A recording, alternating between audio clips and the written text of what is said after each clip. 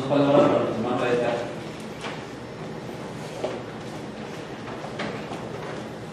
¿Para todos los demás?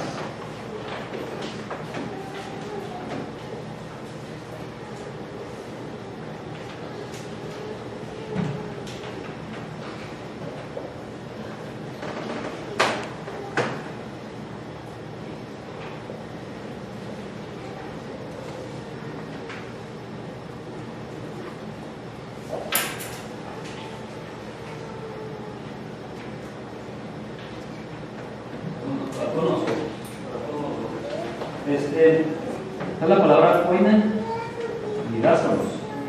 ¿Qué será esa palabra? ¿Qué será? ¿Qué son las palabras, mis hermanos, y qué significan?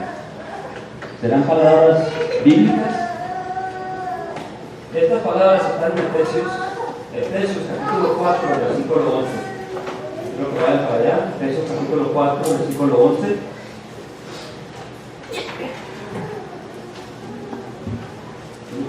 Les agradezco que nos hayan invitado para traer una porción de la palabra de Dios. Gracias a su hermano Edgar, gracias a todos que están aquí con nosotros, todos los amigos visitantes. Pero ahí, hermanos, en el capítulo 4, versículo 11, encontramos estas dos palabras. Dice ahí, y él mismo constituyó a unos apóstoles, a otros profetas, a otros evangelistas, a otros pastores y maestros. Y vamos a sacar, mis hermanos, nuestra lección de ese texto tan importante. ¿Qué dice el texto? Ya lo leímos, mis hermanos. El apóstol habla desde el principio del capítulo 4, habla sobre detalles importantísimos para la iglesia, para los cristianos. ¿Y qué dice? ¿De qué habla? Habla de la unidad y lo urgente de ella. Y luego habla de los versículos 4 al 6, el concepto del uno. Un cuerpo, un espíritu, un Señor, una doctrina, un bautismo, un Dios y Padre de todos. Y luego habla de Cristo, del versículo 7 al versículo 10, 11. Dice lo que dice al principio del capítulo. Es el versículo 7 en adelante hasta el 11.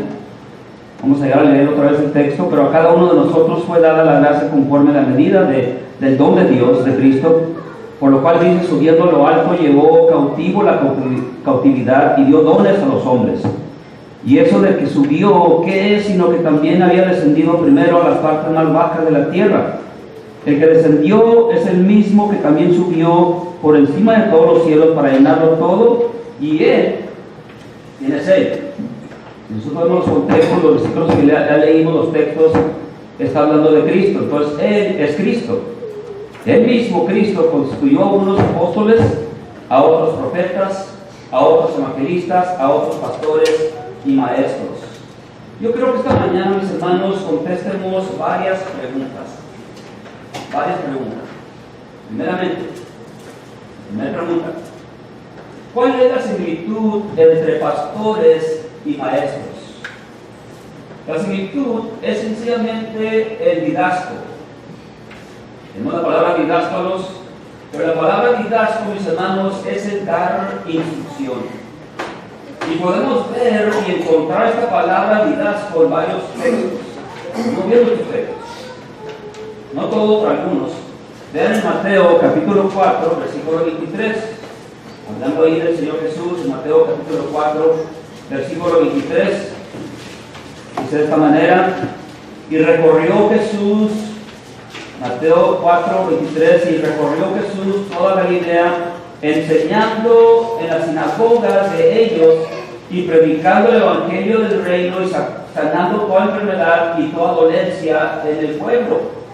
Ahora el capítulo 9, versículo 35, miren cómo dice allí. Capítulo 9, versículo 35. Ahí esa palabra, didasco. Dice allí, versículo 35, recorría Jesús todas las ciudades y aldeas, enseñando, hasta la palabra didasco, instruyendo en las sinagogas de ellos y predicando el evangelio del reino y sanando toda enfermedad y toda dolencia en el pueblo. Y en Romanos capítulo 12, versículo 7 dice, o si de servicio, el servir, o el que enseña en la enseñanza. En 1 Corintios capítulo 4, versículo 17,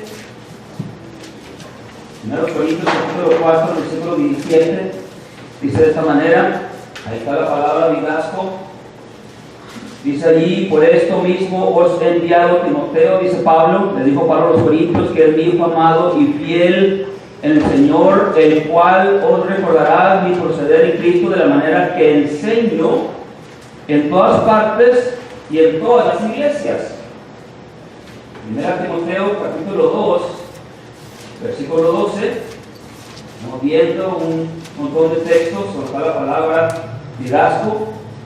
1 Timoteo capítulo 2, versículo 12 dice de esta manera, dice, porque no permito a la mujer, ahí está el lado negativo, en sentido negativo, porque no permito a la mujer enseñar, o sea, liderazgo, ni ejercer dominio sobre el hombre, sino estar en silencio. Y en Hechos capítulo 18, versículo 11 dice, y se detuvo allí 1 año en Corinto y 6 meses enseñándoles la palabra de Dios. La palabra de Dios, enseñándoles, el apóstol Pablo. Se mantuvo allí en Corinto por 18 meses, 1 año, 6 meses, y él les enseñaba la palabra de Dios. Ahora, esta palabra liderazgo es usada absolutamente en dar instrucción, instruir y enseñar. Pero hay otra palabra, mis hermanos, de la cual los pastores ni los maestros, ni los pastores ni los maestros deberían ser destinados. ¿Y cuál es? Es la palabra heterodidáctico, o sea, enseñar una diferente doctrina. Esta palabra está en 2 lugares. 1 Timoteo, aquí mismo, capítulo 1, versículo 3, miren cómo dice, y vamos a ver capítulo 6, versículo 3. Dice allí, le dice Pablo a Timoteo, como te rogué que te quedases en Éfeso, cuando fui a Macedonia, para que mandases a algunos que no enseñen diferente doctrina. O sea, heterodidascaleo, que no enseñen diferente doctrina. Y ahí en el capítulo 6, versículo 3, miren cómo dice, que alguno enseña otra cosa, o sea, otra doctrina diferente, y no se conforma a las sanas palabras de nuestro Señor Jesucristo y a la doctrina que es conforme a la piedad, y sigue diciendo, ¿cuál es la palabra ahí? Heterodidáscaleo. Y luego está la palabra didáctico, mis hermanos, que es algo diferente. Didáscalos es dar instrucción, enseñar, heterodidáscaleo es enseñar otra doctrina. Y la palabra didáctico, mis hermanos, es ser aptos y adiestrados para enseñar. Va en el capítulo 3, versículo 2, dice allí, el apóstol Pablo, y vamos ahorita a volver a este pasaje, pero dice allí en la 1 Timoteo, capítulo 2, versículo 2, dice, pero es necesario que el obispo sea irreprensible, marido de una sola mujer, sobrio, prudente, decoroso, hospedador, y ahí está, apto para enseñar. Eso tenían que cumplir las personas, los hermanos cristianos que querían ser obispos, ancianos. Tenían que ser, mis hermanos, marido de una sola mujer, sobrio, prudente, decoroso, hospedador y aptos para enseñar. Ahora bien, el capítulo 2 Timoteo, capítulo 2, versículo 24. Miren cómo dice allí. Dice allí el apóstol Pablo, le dice a Timoteo que el siervo del Señor, versículo 24 de 2 Timoteo capítulo 2, pero porque el siervo del Señor no debe ser contencioso, sino amable para con todos. ¿Y qué dice? Apto para enseñar, sufrido. Entonces, mis hermanos, el hombre, el cristiano, el hermano que quiere ser, mis hermanos, maestro, que quiere pararse aquí o que quiere enseñar, no solamente aquí en el púlpito, sino también enseñar en las casas. Debe ser apto para enseñar. Debe ser apto para instruir. Debe ser apto para la instrucción. Al 11, mis hermanos, vamos a ir al capítulo 4, versículo 11 otra vez. Miren cómo dice otra vez ahí. Efesios capítulo 4, versículo 11, es muy importante, mis hermanos, esto. Efesios capítulo 4, versículo 11, que dice allí, y él mismo constituyó a unos apóstoles, a otros profetas, a otros evangelistas, a otros pastores y maestros.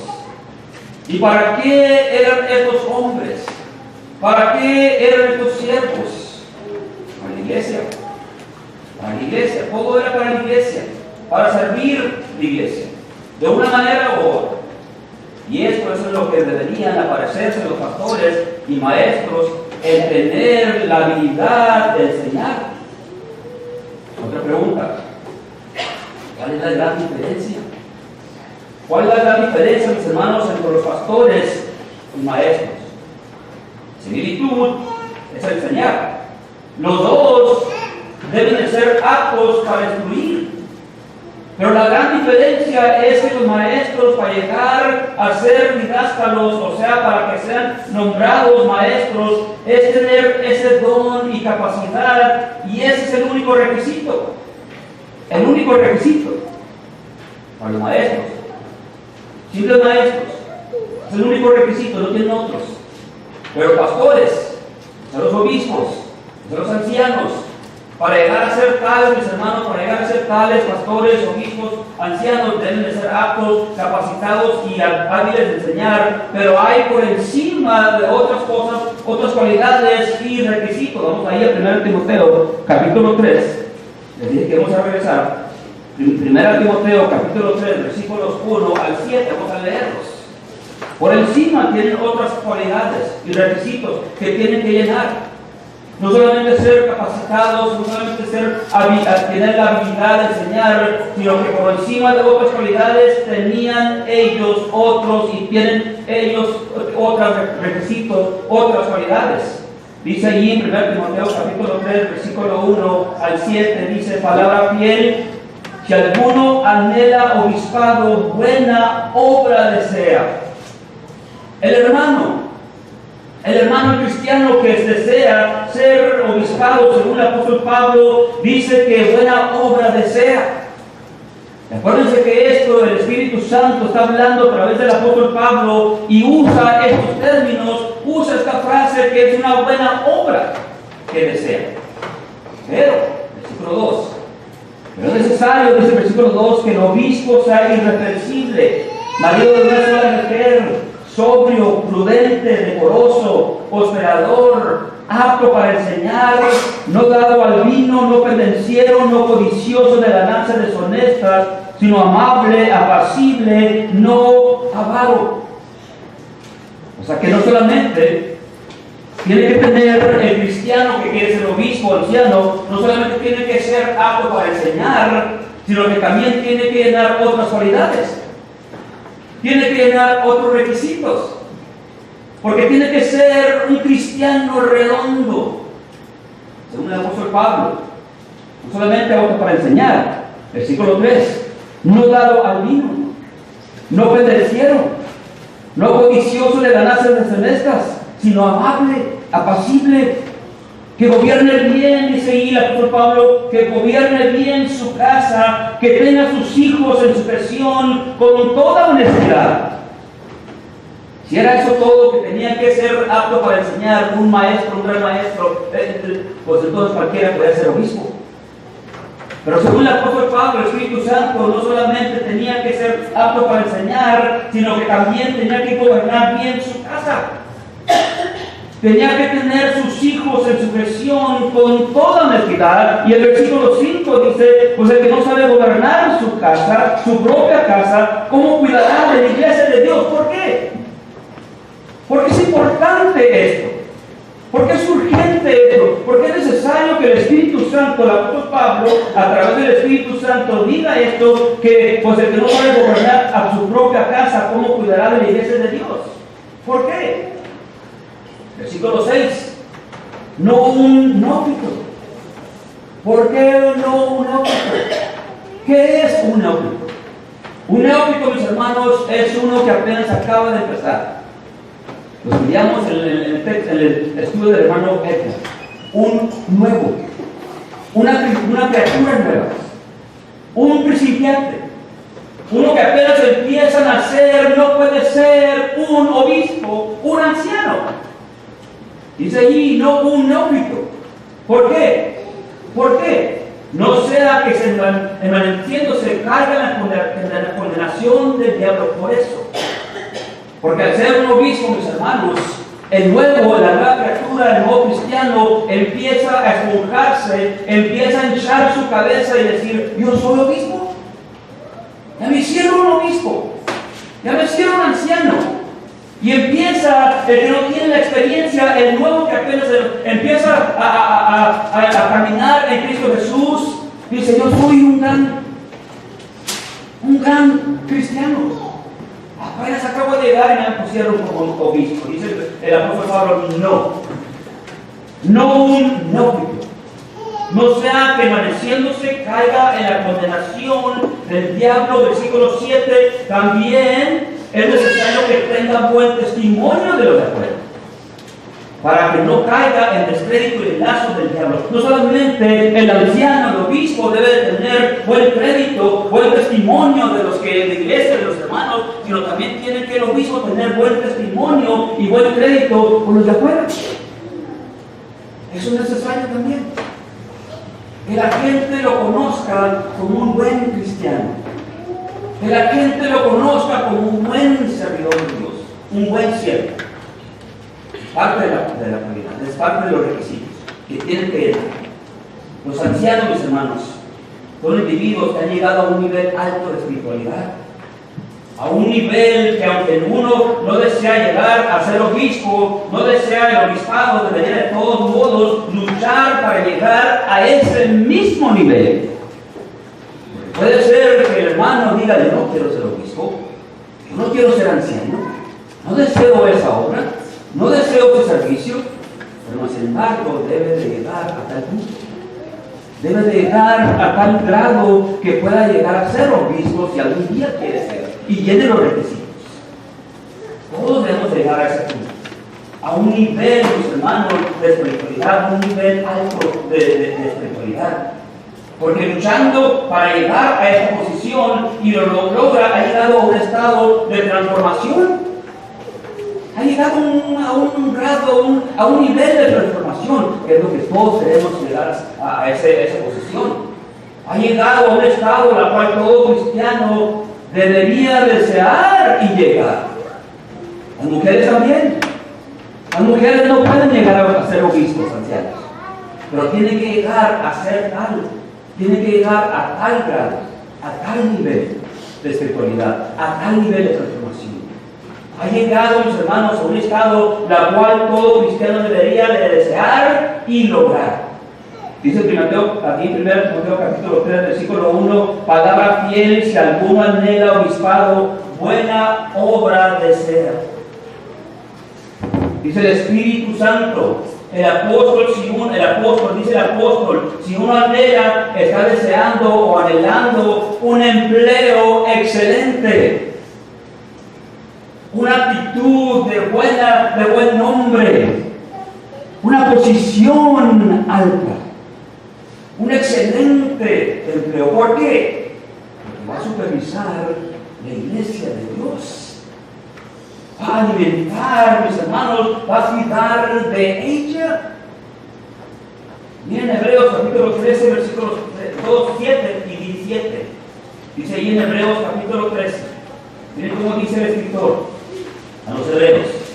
Hebreos capítulo 13, versículos 7 y 17, vamos a leer allí.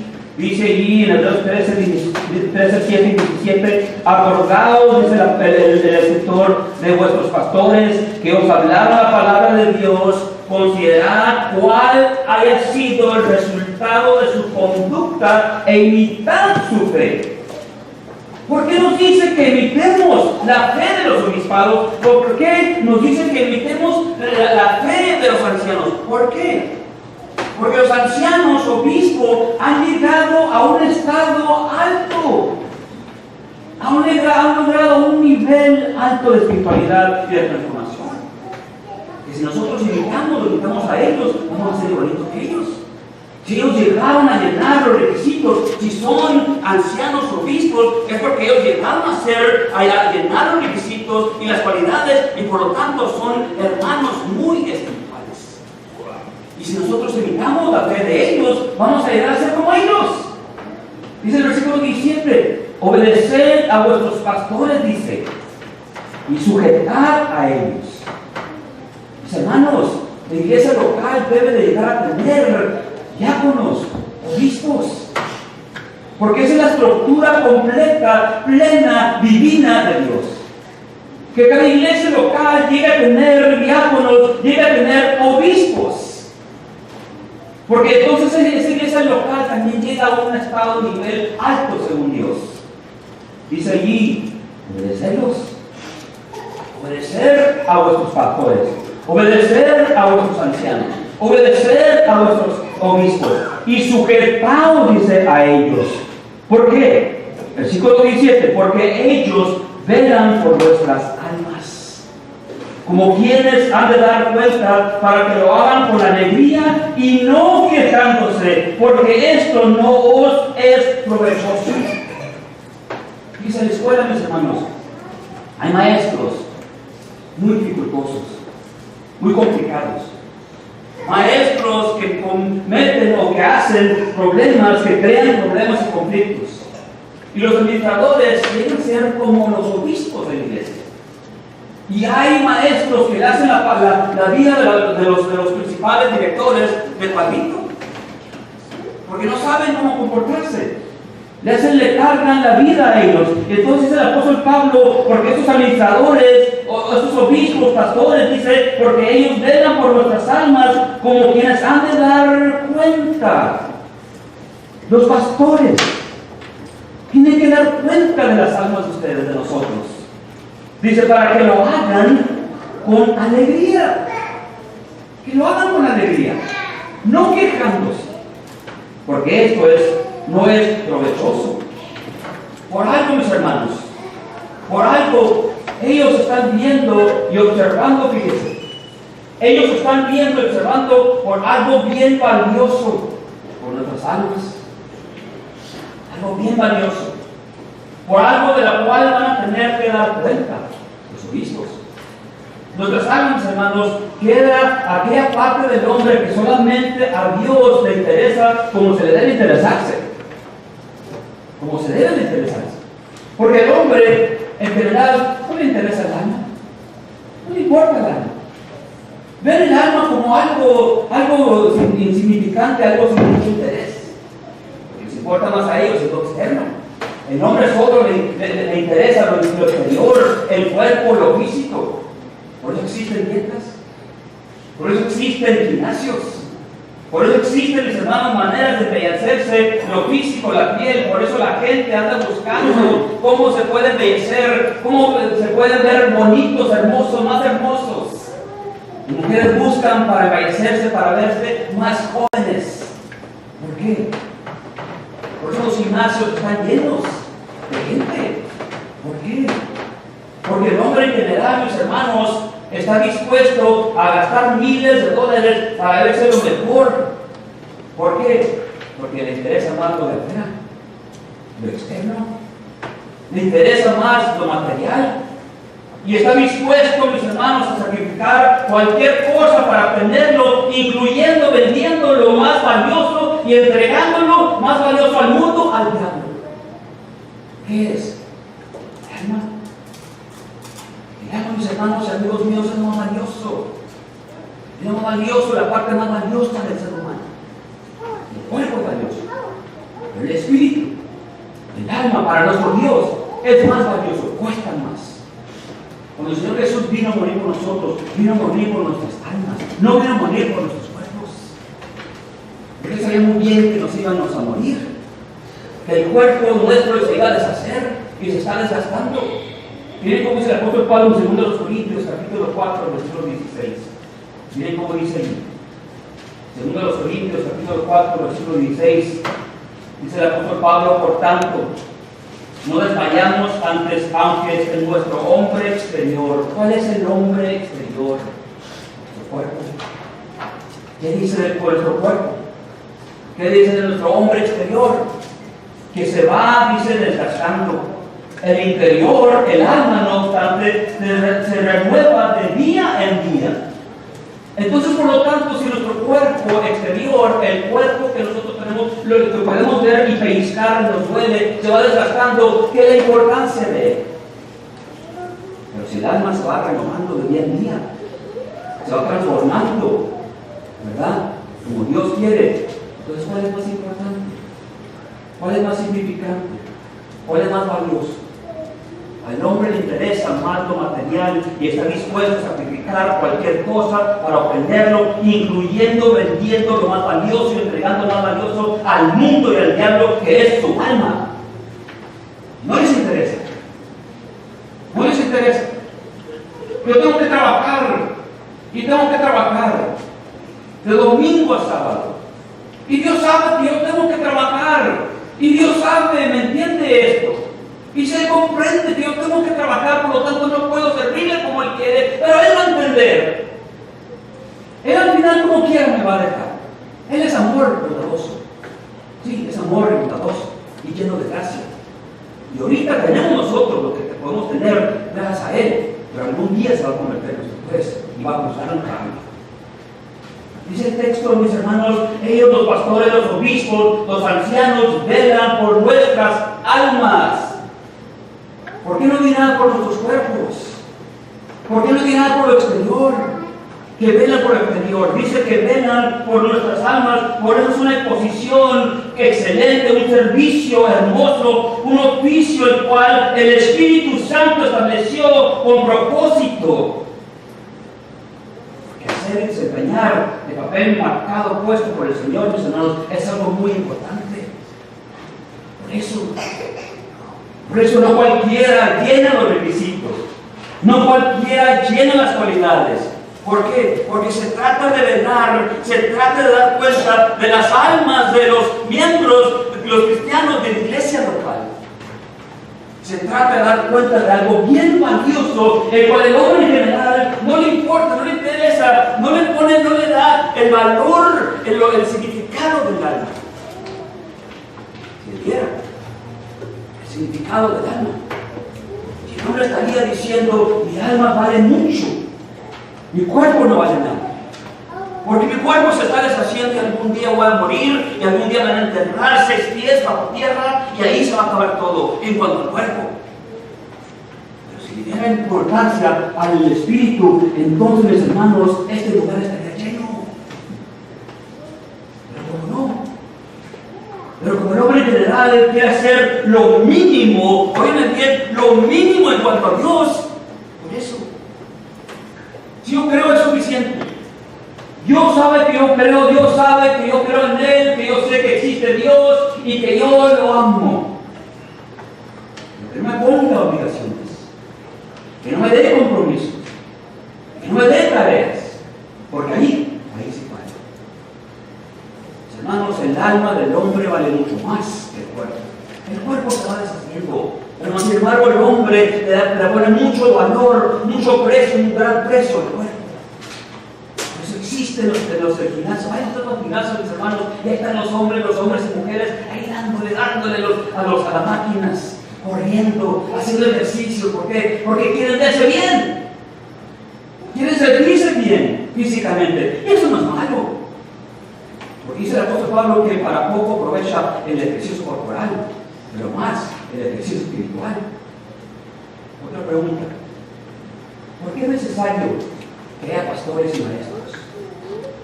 Para responder esta pregunta, mis hermanos, vamos otra vez a Efesios capítulo 4, versículo 11. Miren cómo dice otra vez. Efesios capítulo 4, versículo 11. Más allá del texto que tenemos que leer. Dice allí en Efesios capítulo 4, versículo 11. Esta es la estructura, mis hermanos, divina. Y Él mismo constituyó. El Señor Jesús subió. Cuando subió, no nos dejó solos. Cuando subió el Señor Jesús, ascendió, Él mandó el Espíritu Santo, mis hermanos, y el Espíritu Santo, Él se encargó de constituir el mismo Cristo, constituyó a unos apóstoles, a otros profetas, a otros evangelistas, a otros pastores y maestros. ¿Para qué?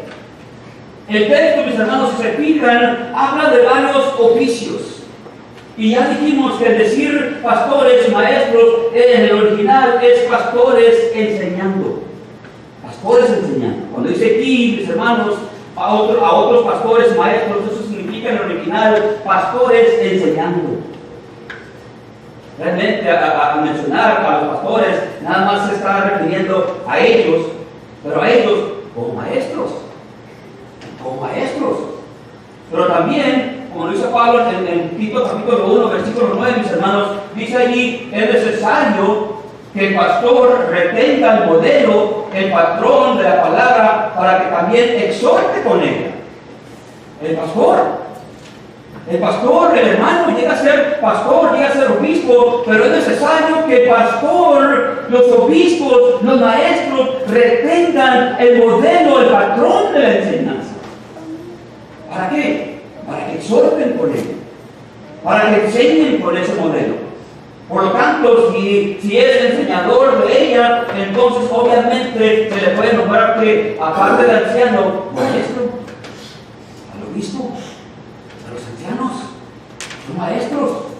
¿Pero por qué son necesarios? ¿Por qué, mis hermanos, son necesarios los pastores y los maestros? Para equipar a los cristianos. Para equiparlos, para prepararlos. Dice el versículo 12, miren, vamos a leerlo. Dice ahí en el versículo 11, y él mismo constituyó a unos apóstoles, a otros profetas, a otros evangelistas, a otros pastores y maestros. Ya no tenemos apóstoles, ya no tenemos pastores, pero tenemos evangelistas, tenemos pastores y maestros. Algún día vamos a llegar a tener pastores obispos, ancianos. ¿Pero por qué? ¿Por qué existe la necesidad, mis hermanos, de que haya pastores y maestros en la iglesia local? Versículo 12. A fin de perfeccionar a los santos para la obra del ministerio. ¿Es necesario perfeccionarlos? Esta palabra, mis hermanos, no significa, no quiere decir, no es una palabra absoluta. No significa ser perfectos, porque nosotros nunca vamos a llegar a ser perfectos como Cristo. Entonces, ¿qué significa? ¿Qué quiere decir esta palabra en el versículo 12 cuando dice a fin de perfeccionar a los santos para la obra del ministerio, para la edificación del cuerpo de Cristo? Significa, mis hermanos, educar. Implica educar. Implica llegar a ser maestros. Implica, mis hermanos, crecimiento de conocimiento y preparación. Eso es lo que implica. ¿Qué tanto hemos crecido nosotros? ¿Qué tanto hemos llegado a ser nosotros perfectos? ¿Qué tanto nos han equipado los hermanos que predican, que enseñan, los hermanos que dan lecciones, que dan sermones, que dan estudios? ¿Qué tanto hemos equipado por ellos? Dice el apóstol Pablo, no se trata nada más de sentarnos aquí, no se trata nada más de decir, tenemos pastores y maestros, tenemos maestros, hermanos, tenemos evangelistas. Hay un propósito y plan. Nuestro Dios, mis hermanos, amigos míos, hace todo con propósito y plan. No hace lo que hace, no por hacerlo. Tiene plan, tiene propósito. ¿Y cuál es el plan y propósito para tener pastores, maestros y evangelistas? A fin de perfeccionar a los santos, de prepararlos, de equiparlos. ¿Para qué? Para la obra del ministerio, para la edificación del cuerpo de Cristo. O sea, mis hermanos, es un ciclo. Es un ciclo. Unos están siendo enseñados y luego después, con el tiempo, ellos enseñan. Es un ciclo sin fin. Es un ciclo que quiere nuestro Dios, a fin de perfeccionar a los santos para la obra del ministerio, para seguir enseñando, para seguir llevando la obra del trabajo del Señor. ¿Y para qué? Para la edificación del cuerpo de Cristo. ¿Qué implica esta palabra perfeccionar? Implica educar, implica llegar a ser maestros, implica crecimiento de conocimiento y preparación. Acuérdense lo que dijo el escritor a los hebreos. Van ahí en Hebreos capítulo 5, mis hermanos. Hebreos capítulo 5, versículos 11 al 14. Miren cómo dice ahí el escritor a los hebreos. Miren cómo dice. Dice ahí en Hebreos capítulo 5, versículos 11 al 14, dice el escritor a los hebreos acerca de esto, dice, tenemos mucho que decir. Pero es difícil de explicar. Por cuanto habéis hecho tardos para oír. Yo creo que la hermana Zaira ha experimentado esto, ¿verdad? Y todo maestro que tiene estudiantes. Que quieren ustedes enseñar algo difícil, que queremos enseñar algo profundo, pero no podemos porque los niños son tardos para oír. Los niños no quieren aprender. Los niños no quieren escuchar. En vez de estar escuchando a la maestra, ¿qué hacen, sobrina? ¿Qué hacen? Están ahí jugando. Empiezan a darle al otro así piquetes. Y se empieza ahí a cortar el aula, la clase. Entonces la maestra no puede llegar a explicar tanto lo que está enseñando porque no hay atención. Dice aquí el escritor acerca de esto, tenemos mucho que decir y difícil de explicar por cuanto os habéis hecho tardos para oír. ¿Qué tanto el hermano Edgar ha estado enseñando acerca del plan de salvación, mis hermanos? ¿Ya lo sabemos? ¿Ya entendemos por perfección esto básico del Evangelio? Y si no, ¿por qué? Porque todavía no entendemos bien esto básico del Evangelio, el plan de salvación. ¿Por qué no lo entendemos? ¿Por qué? ¿Qué está pasando? Dice aquí el escritor, acerca de esto tenemos mucho que decir. ¿Qué está queriendo decir el escritor? Y difícil de explicar. ¿Por qué se le hace difícil de explicar? ¿Por qué se le hace difícil de enseñar otra vez? Por cuanto os habéis hecho tardos para oír. Miren el versículo 12. Porque debiendo ser ya maestros, después de tanto tiempo tenéis necesidad de que se os vuelva a enseñar cuáles son los primeros rudimentos de las palabras de Dios, y habéis llegado a ser tales que tenéis necesidad de leche y no de alimento sólido. ¿Estamos todavía tomando lechita? ¿Estamos todavía queriendo que nos den lechita? Si es así, entonces somos inexpertos. Ahora, muchos de nosotros no tenemos excusa. Algunos sí.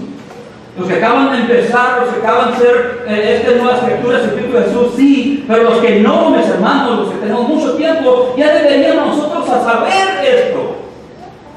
Dice el escritor, quiero decirles, quiero explicarles, pero no puedo por cuanto os habéis hecho tardos para oír. Del versículo 12, porque debiendo ser ya maestros, después de tanto tiempo, tenéis necesidad de que se os vuelva a enseñar cuáles son los primeros rudimentos de la palabra de Dios, y habéis llegado a ser tales que tenéis necesidad de leche y no de alimento sólido. ¿De cuál parte somos nosotros? Y si somos de aquellos que estamos recibiendo la leche, ¿tenemos razón?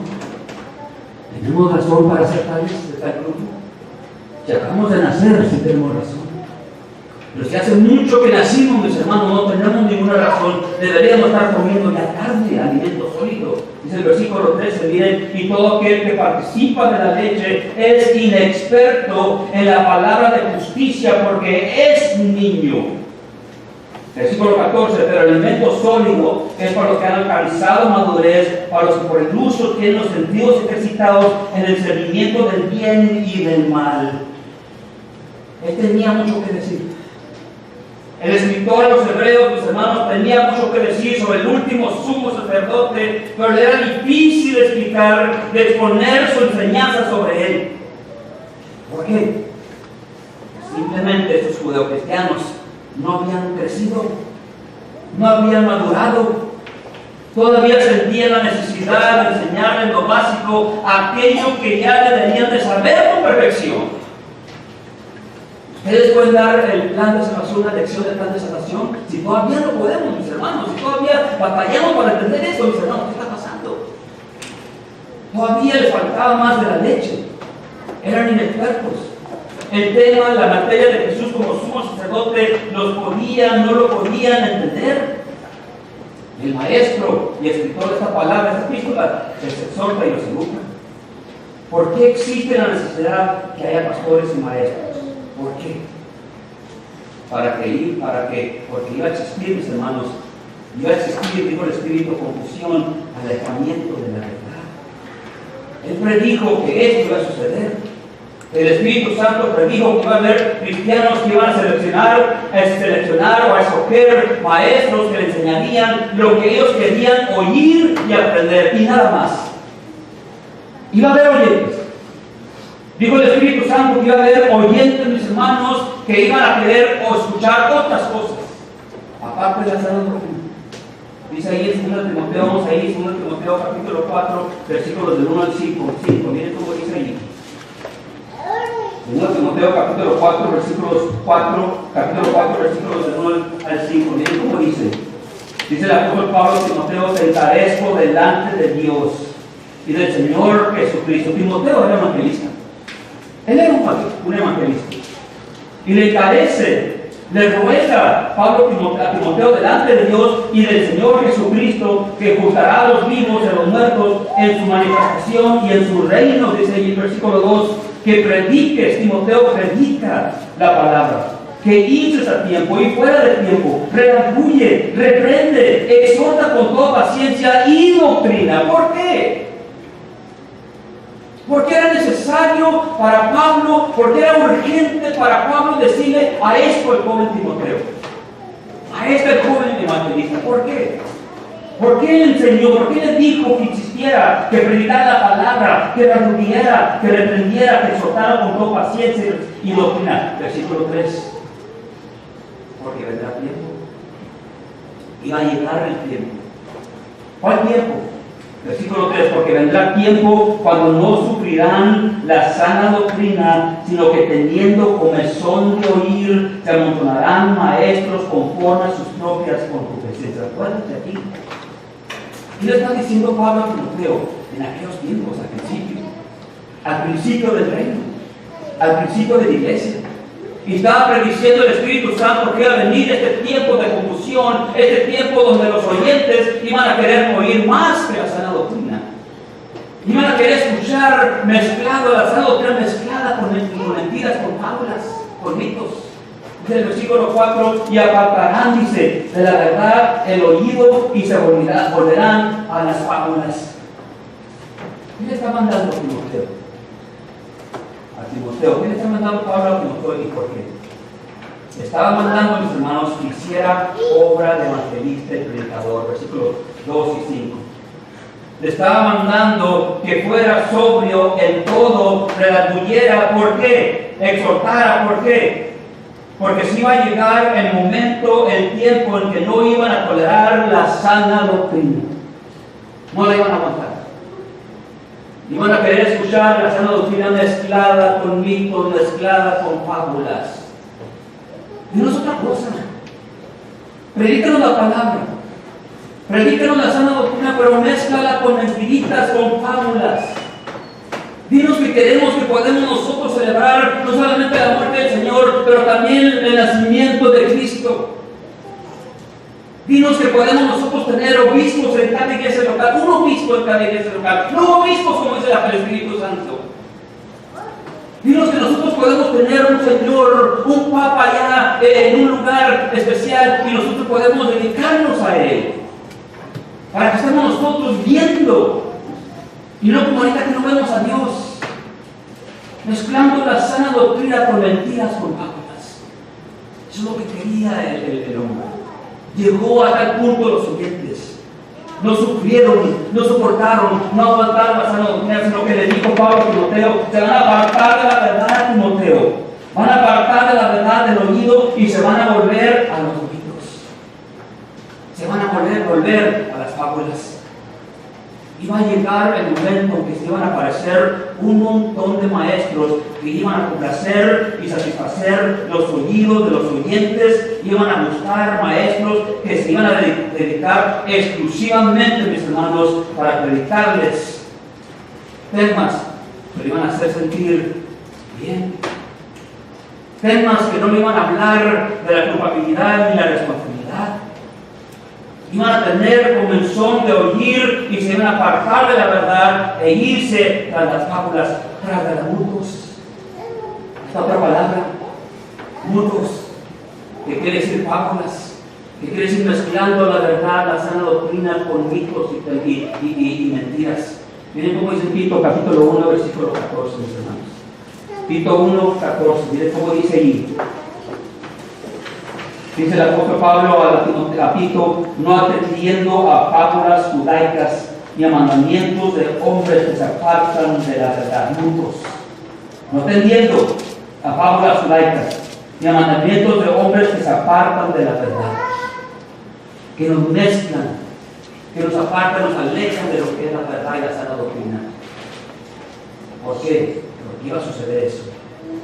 Iban a llegar a sentir, mis hermanos y amigos míos, sentir frustración y fricción con la sana doctrina. Iban a acumular maestros que les iban a enseñar una mezcla de verdad y falsedad, enseñándoles así, como dice en Colosenses capítulo 2, versículo 8, de filosofías y huecas sutilezas, tradiciones humanas conforme a los mandamientos y no según Cristo. La pregunta subsiste. Y la pregunta que nos hacen muchos, mis hermanos, muchas personas, ¿por qué existen tantas religiones? ¿Por qué existen tantas iglesias? ¿Cuál es la verdad? ¿Cuál es la verdadera? ¿Por qué existen? Por esto. Porque se llegó el punto en que la gente, los oyentes, no querían escuchar la verdad, la sana doctrina, querían una mezcla de la sana doctrina, de la verdad y la falsedad, y que hay un montón de iglesias. Pero ¿cuál es la verdad? ¿Cuál es la iglesia que tiene la verdad? La iglesia que tiene la verdad es la que se pega a lo que está escrito y nada más. Más bien enseñándoles cómo tener logros personales. Logros personales. Se iban a levantar maestros, iban a mezclar la verdad con falsedad, iban también a predicarles a los oyentes, a las personas que estaban oyendo, cómo lograr personales, cómo hacer logros, llegar a los logros personales. ¿Han oído ustedes de Joel Osteen? Ese Joel Osteen, mis hermanos, es la Biblia así cerrada. Él tiene, mis hermanos, y se mantiene nomás diciéndoles a los oyentes cómo pueden superarse, cómo pueden lograr ellos sus metas. ¿Qué pueden hacer? ¿Qué tienen que hacer para ellos crecer en el negocio que tienen ellos? ¿Cómo le pueden hacer para subir ellos en su vida profesional? Y diciéndoles ahí que pueden, si ustedes quieren, ustedes pueden, porque querer es poder. Y nunca, mis hermanos, usted lo oye, este Joel Osteen, nunca lo oye usted hablando de la sana doctrina. Nunca lo oye usted dándoles a ellos la culpabilidad, la responsabilidad de obedecer la sana doctrina. Es más, los oyentes, ahí pasa la cámara ahí por la televisión, están los oyentes, está la iglesia de Joel Osteen, y allí ellos, mis hermanos, muchos no tienen Biblia, muchos tienen la Biblia, pero cerrada. ¿Se la Biblia? ¿Por qué? Porque dijo el Espíritu Santo que iba a llegar tiempo en que los oyentes no querían oír la santa verdad.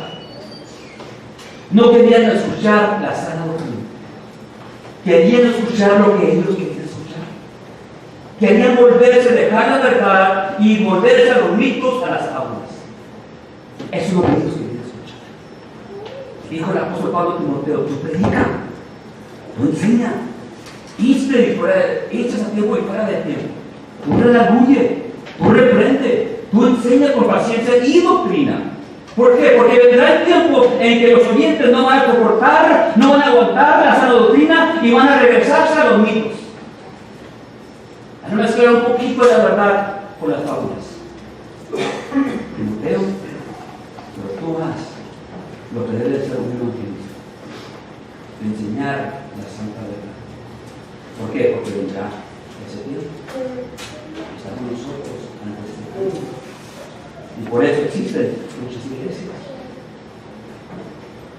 Pero los pastores, mis hermanos y maestros, que el Señor estableció, no era para eso, sino para enseñar la doctrina en toda su pureza y la verdad en toda su totalidad, no quitándole ni arreglándole, enseñándoles cómo hablar lo que está de acuerdo con la sana doctrina y cómo retener la forma de las sanas palabras.